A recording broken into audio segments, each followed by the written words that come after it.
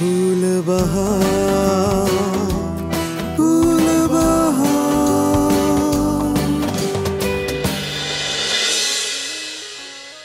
কি ব্যাপার তোফা? মানে তোমরা কি আমার পেছন পেছন এসে এখানে বসে আছো? কি কও না, আমরা তো বসে বসে গল্প করতেছিলাম। আমরা আসলে জানতাম না তুমি এদিক দিয়ে যাবে, দেখা হয়ে গেল, ভালোই হলো। একদম ভালো হয়নি। দেখেন, আমি আপনারা বারবার বলতেছি আমার পেছন পেছন ঘোরা বন্ধ করেন। জমিদার বাবু জানলে খুব খারাপ হবে, উনি খুব রাগ করবে। না না না, রাগ করবে না। আমি দাদুকে বলেছি যে তোমার বাবা হারিয়ে গেছে, এটা নিয়ে তুমি একটু ডিজাস্টার অবস্থায় আছো, তো এই জন্য আমি তোমাকে কিছুদিন সঙ্গ দিতে আগ্রহী হয়েছে।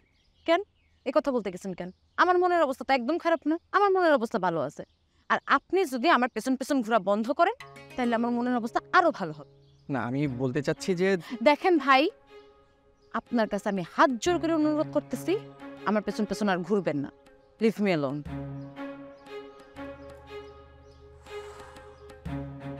Toughest lady of the world.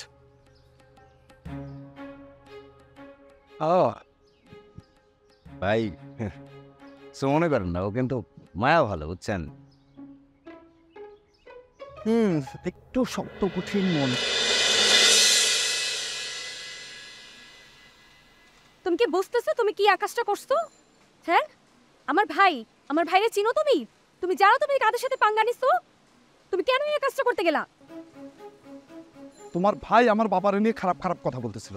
তুমি বলো, কেউ যদি তার বাবার নিয়ে খারাপ কথা বলে তার কেমন লাগবে? উনি কেনই বা সব কথা বলতে গেল? সে তো বলছে, কিছু করে না, আর তুমি করছো, বাড়াবাড়ি করে ফেলছো, সব সীমা পার করে ফেলছো তুমি এবার। শম্পা, তুমি শুধু আমার দোষটাই দেখতেছো। তোমার দোষটাই তো দেখা যাইতেছে। মাথায় ব্যথাটা তো তুমি পাও না, আমার ভাই পাইছে। তার দলের লোকটা কি তোমাকে পাইলে ছেড়ে দেবে ভাবছো? হ্যাঁ, তুমি জানো তুমি কার সাথে পাঙ্গা নিছো? ওরা পাইলে তোমাকে দুই টুকরা করে ফেলবে। আসো, আমিও কম যাই নাকি? তাইলে তাই দেখো, আমার সাথে সম্পর্ক রাখো না। না না শম্পা, তুমি এভাবে বললো না। কেন? তোমার ভাই বা বোনের গায়ে যদি কেউ হাত তোলে, তাদের যদি ব্যথা দেয়, তুমি তাদের সাথে সম্পর্ক রাখবা?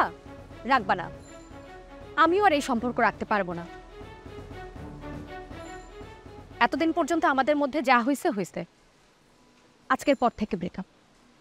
ঠিক আছে, তাই কালকে সকালে তুমি আমার লাশ পাবা। তার আগে তোমার আর তোমার ভাইয়ের নাম আমি চিরকুটে লিখে ছাদ থেকে লাভ দেব। আর তুমি তো জানো আমি যেটা বলি সেটা করি। তুমি সেটা আগে প্রমাণও পাইছো। উফ টগর, এখন আমি কি করব? তুমি তুমি যদি আল্লাহর দোহাই লাগে, তুমি প্লিজ আমার থেকে দূরে সরে যাও।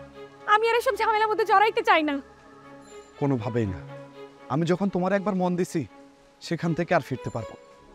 আমিও আর তোমার কাছে আসতে পারবো না। আমি জানি না আজকে বাসায় যাওয়ার পরে কি হবে। আমার ভাই আমাকে আর বাসার থেকে বের হইতে দিবে না। তোমার সাথে দেখা করা তো দূরের কথা। আর ভাইয়ের কাছ থেকে আমি তোমার ছিনে আনবো। তার জন্য যা যা করতে হয় আমি সবই করব। যদি 2-4টা খুন করতে হয় সেটাও করব। কিন্তু সম্পা, আমি তোমারে হারাইতে পারবো না। টগর, তোমার বাড়ির পেছনে এত সুন্দর একটা বাগান আছে, সেটা তো আমি জানতাম না। মানে বাগানটা জাস্ট ওয়াও।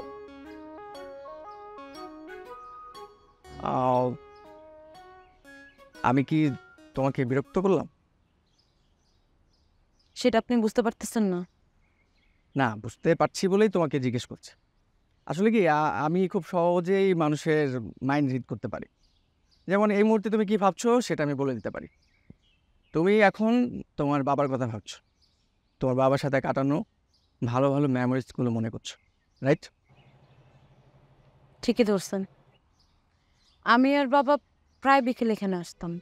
বেশি কইরা ঝাল তেল দিয়ে মুড়ি মাখাই, বাপ বেটিতে মুড়ি খাইতাম আর দুনিয়ার গল্প। জায়গাটা গল্প করার মতোই সুন্দর। সাথে যদি পছন্দের মানুষ থাকে তাহলে তো গল্প জমে উঠবেই।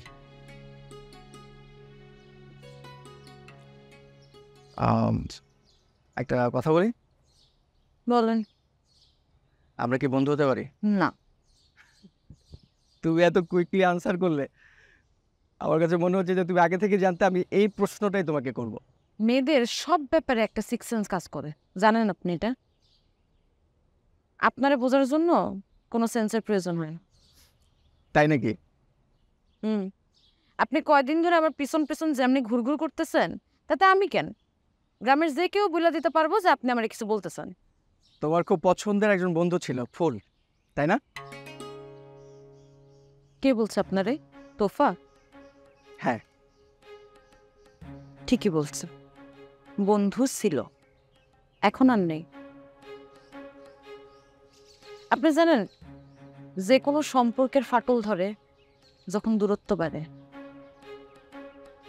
একটা সময় মনে হয় যে এই বন্ধুরে এক মুহূর্ত না দেখলে অস্থির অস্থির লাগে, থাকা যায় না। সম্পর্কের যখন দূরত্ব বেড়েছে তখন সেই অস্থিরতাটাই না গায়ের উপর ধুলার মতো করে জমে যায়, সম্পর্কটা ঝাপসা হয়েছে। তখন সেটা হয়ে যায় অতীত, আজের থেকে ছিলতে হয়েছে। তুমি কি সবসময় এমন কঠিন করে কথা বলো? তোমার কথা বোঝার জন্য সাথে একটা ডিকশনারি রাখতে হবে।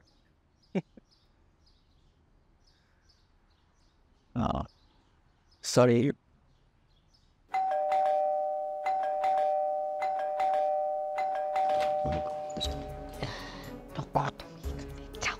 আমার কথা শুনো আনি।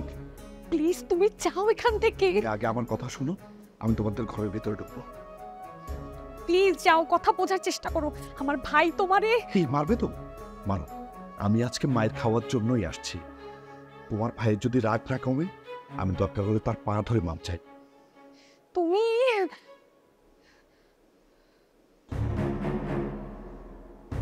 কি চাই? সরি বলতে আসছি। বলা হইছে, এখন যাও। তার আগে আমার জানতে হইব আপনি আমারে ক্ষমা করছেন কিনা। আপনি যদি আমারে ক্ষমা না করেন, আমি এখান থেকে এক পাও নড়ব। আমি কোনোভাবেই তোমারে ক্ষমা করুম না। চল, তাহলে আমিও এখান থেকে এক পাও নড়ব না। আমি কিন্তু তোমারে মাইরা ফেলামু। যাই, যাও এখান থেকে। আপনি মারেন আর যা খুশি করেন, তার আগে আমার জানতে হইব আপনি আমারে ক্ষমা করছেন কিনা। আমি তোমারে একেবারে ভাইয়া ভাইয়া তোমার শরীর ভালো না, তুমি প্লিজ ভিতরে যাও। তখন তুমি যাও বলছি, আমি তোমাকে যাইতে বলছি, তুমি যাও এখান থেকে। ভাইয়া প্লিজ প্লিজ প্লিজ তুমি আসো, তোমার শরীর ভালো না, যাও।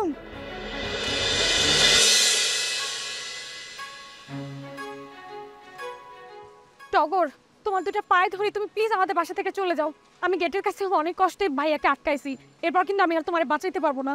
তোমারে না পাইলে আমার বাচ্চা থেকে লাভটা কি শম্পা? এই জন্য তুমি ইচ্ছা করে আমার ভাইয়ের হাতে মাইর খাওয়া? আমি তো তার কাছে ক্ষমা চাইতে আসছি। সে যদি আমার ক্ষমা না করে, আমি কিছুতেই যাব না।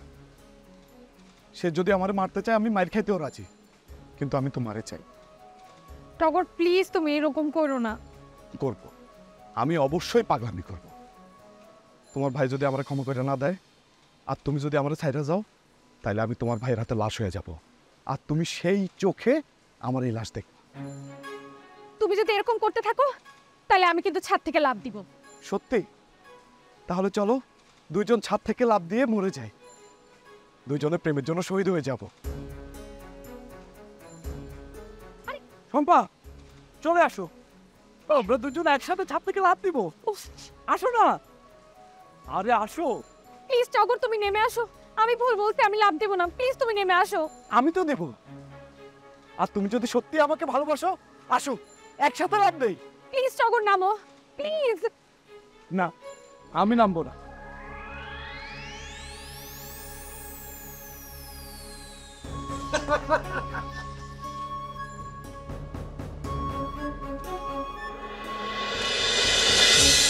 রূপা, রূপ, কি ব্যাপার, আপনি বাড়িতে যান নাই?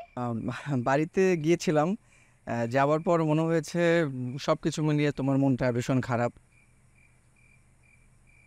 তাই তো বন্ধুর সাথে খুব বাজে ব্যবহার করেছ। তো মনে হলো যে এই সময়ে তোমার পাশে একজন থাকা খুব জরুরি। তাই বলে এই মাঝরাতে আপনি আমার বাড়িতে চলে যাবেন? মাঝরাত কোথায়, এখন তো মাত্র রাত 11টা বাজে। ভাই শোনেন, এটা আপনার কানাডাও না, এটা ঢাকা শহর না। এইখানে রাত 11টা মানে এটা মাঝরাত। আর আপনার কি কোনো ভয় ডর নেই? হয়, কিসের ভয়?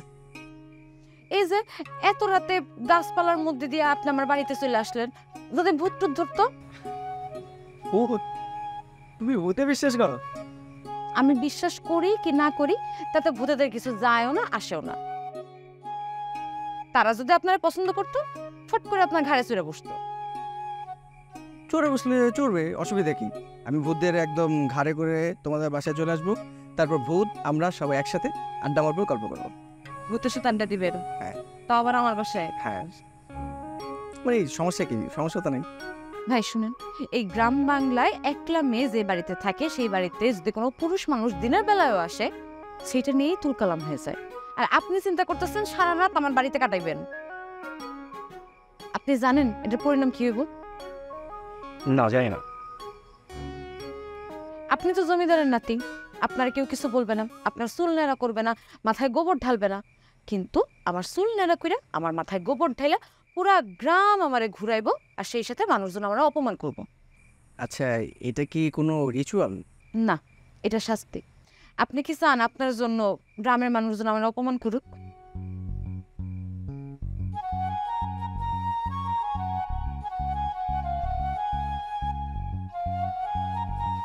না, চাই না।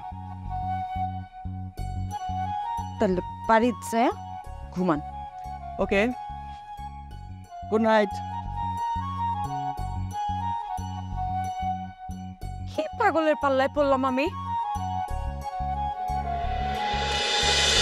তুমি আসলে মুখে যা বলো মনে সেটা মানো না। শোনো, আমি মুখে যা বলি তাই মানে।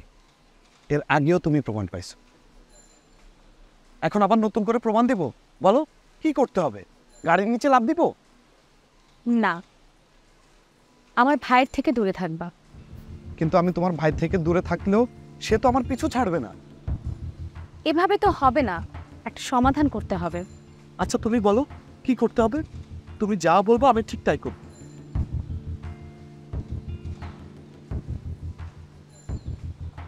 তুমি লেখাপড়ায় মন দাও, ভালো মতো পরীক্ষায় পড়ে ভালো রেজাল্ট করো, দেখবা আমার ভাই আর তোমার সাথে ঝামেলা করবে না। সত্যি বলতেছো? তুমি আমার জন্য এত কিছু করতে চাও, একবার লেখাপড়াটা করে দেখাও। ঠিক আছে। এর আগে আম্মু বলেছে, আপু বলেছে, আমি কারো কথা শুনিনি। তুমি বলছো এখন থেকে আমি পড়াশোনা করব মন দিয়ে।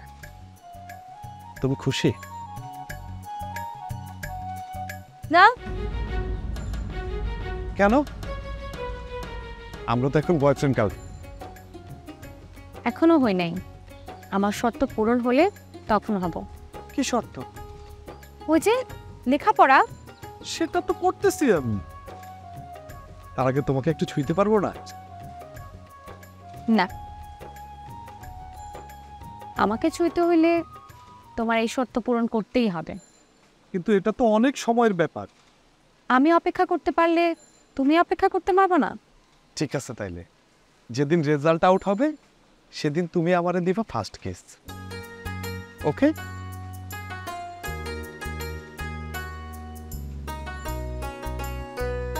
এই শম্পা,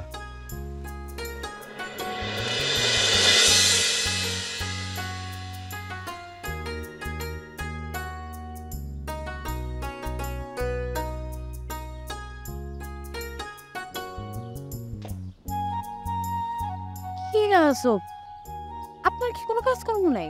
মানে সারাদিন আমার বাসার সামনে এসে বসে থাকেন, আপনার কি আসলেই কোনো কাজকর্ম নেই? না, আমার কোনো কাজ নেই। কেন? আপনি না বলছিলেন কৃষিকাজ করবেন, খামার দেবেন? তাহলে এক কাজ করেন, গরু নিয়ে জমিতে যান, হাল দেওয়া শুরু করেন, তাইলে তো কাজ শুরু হয়ে যায়। কাজ তো শুরু হবে, প্রিপারেশনও চলছে, কিন্তু সেই কাজেও তোমার হেল্প লাগবে। আমি তো কৃষিকাজ পারি না, আমি কি সাহায্য করব? আমি শুধু পারি বাচ্চা কাচ্চাদের বাংলা, ইংলিশ, অঙ্ক এগুলা পড়াইতে। আর কেউ যদি কিছু না বোঝে সুন্দর করে তারা সেটা বুঝাই দিতে পারে। আমার তো এই কাজটাই দরকার। দেখো, আমি তো গ্রামের মানুষের ভাষা খুব একটা বুঝি না, মানে বুঝি, পুরোপুরি বুঝি না। তো তুমি যেটা করবা, আমার সাথে ফিল্ডে যাবা, ওরা কি বলে সেটা আমাকে বুঝিয়ে বলবা, তাহলে তো আমি কাজে সফল হতে পারবো। আমার কি ঠেকা পড়ছে যে আমি যাবো আর তাদের কথা আপনারা বুঝিয়ে দিব? হোয়াট ইজ ঠেকা?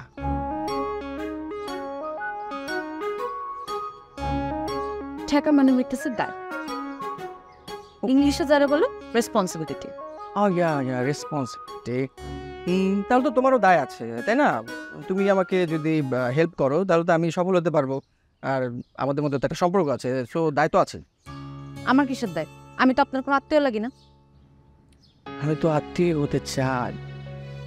হাই রে পাগল, থাকেন আপনি, আমার স্কুলের দেরি হয়ে যেতেছে, বাচ্চারা আমার জন্য অপেক্ষা করতেছে। Will you marry me?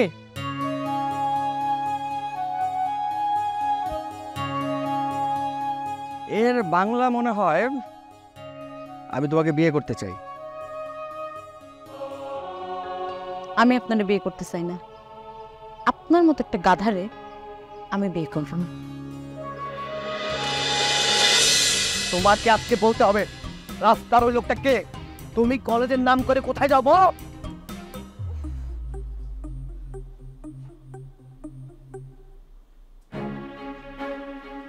বেথি, বিশ্বাস করো ওগুলো আমি কিছু করি না, এগুলো সব ওনার কার সাজে। তুমি আমাকে এরকম টেনে ধরে নিয়ে আসলা কেন? হ্যাঁ, আমাকে জায়গা দিলা না কেন? অসভ্যের মতো হাত ধরে টানাটানি করতেছো। বেথি, না মানে আমি তুমি একটা অসভ্য, একটা গাইয়া। এই কি হচ্ছে? মামি তুমি কিছু করতেছিস কেন? জানো তুমি আমার হাত ধরে টানাটানি করতেছো। এই ফুল, তুমি হাত ধরে কি করতেছিলা? কিছু না মামি, আমি ওরা রাস্তায় দেখলাম। ওই ভাই রাস্তায় আমার হাত ধরে আমার সঙ্গে কি সব যে করতেছিল, রাস্তায় সবাই দেখতেছিল মা। লজ্জা আমি শেষ হয়ে যেতেছিলাম মা। পরে আমি দৌড়ায় বাসায় আসছি, সে পিছে পিছে এসে এখানেও আমার হাত ধরে মা আমাকে আজে বাজে কথা বলতেছিল। এই মেয়ে তো মিথ্যে কথা বলছে, তুমি সব সত্য কথা বলে দাও। থামেন না, না না না না, থামেন না প্লিজ, থামেন।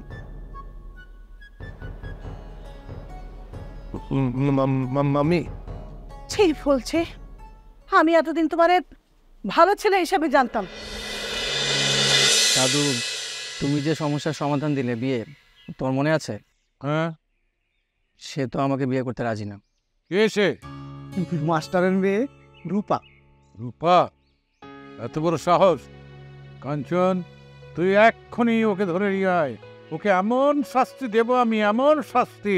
বাবু, এখন যদি তারা ধরে নিয়ে আসা হয় তাহলে এটা খুব খারাপ দেখাবে বাবু। কেন খারাপ দেখাবে কেন? দাদু, ওই মেয়েটার বাবা নিখোঁজ, এই সময়ে যদি তাকে এভাবে ধরে আনা হয় তাহলে গ্রামের লোক খারাপ বলবে। হ্যাঁ। তাহলে কি করণীয়? করণীয় হচ্ছে নিয়ম অনুযায়ী কন্যার মুরব্বীর কাছে বিবাহের প্রস্তাব নিয়ে যেতে হবে। মেয়ের বাবা তো নিখোঁজ, মুরব্বী কে? ওই শফিক সাহেব, রফিক সাহেব। ফুলের বাবা শফিক। তাহলে এক কাজ কর, ওই পান, সুপারি, দই, মিষ্টি আরো নানা উপঢৌকন নিয়ে বিয়ের প্রস্তাব নিয়ে যা। কি খুশি তো? হ্যাঁ দাদু। আজকেই বাবার জামিন হওয়ার কথা ছিল, কিন্তু বাদী পক্ষের কাছে নাকি অনেক স্ট্রং এভিডেন্স আছে। ও, তাহলে তো আপনাদেরকে খুব ভোগাবে। আপনার বাবার তো খুনের মামলা। আচ্ছা, ঘটনাটি কি আসলে সত্যি? না, এখানে অন্য কোনো চাল আছে, সে কারণেই আমি আপনাকে এখানে ডেকেছি। কি করতে হবে? ওই ফ্যামিলির, মানে ভিকটিম আর তার ফ্যামিলির ডিটেইলগুলো আমাকে দিতে হবে। জটিল কাজ। এর জন্য যদি কিছু টাকা পয়সা খরচ করতে হয় আমি সেটাও করব। টাকা পয়সা খরচ করতে হবে না, আমার সাথে একদিন কফি খেলেই হবে। ওকে, আসি।